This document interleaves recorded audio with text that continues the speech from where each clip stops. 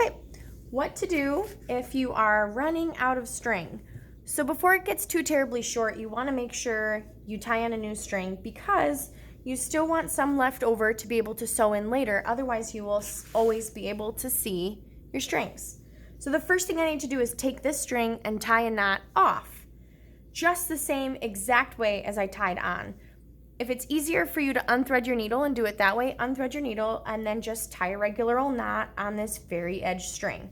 I personally like to use my needle, so I just kind of pull this string apart with my finger out here, catch that string with my needle, and then before I pull it all the way through, I go through that loop, okay? So the loop I made, I'm gonna go through it again, and that's what ties the knot.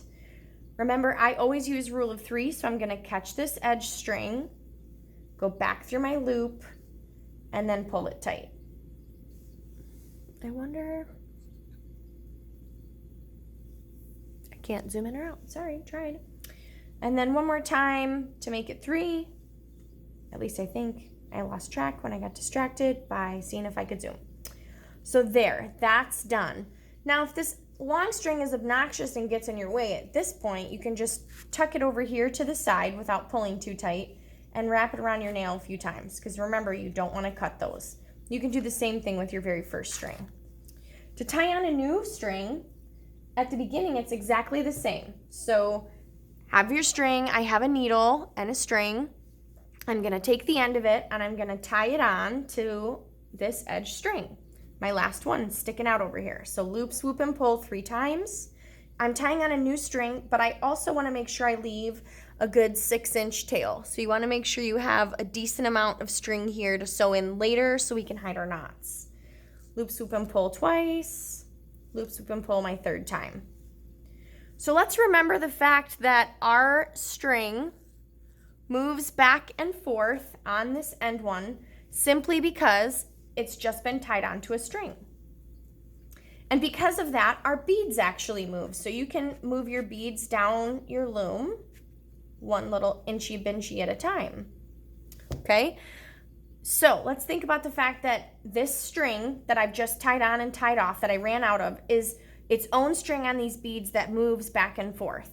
So if I want my big long string of beads to be connected, I need to connect my new string to my old beads. So starting from the same side, I'm gonna go through my second to last row. Mostly because then I wanna come back through my last row. Now if you double up the string too many times, then it doesn't like to go through the beads. So we really only wanna go through one more time in those rows.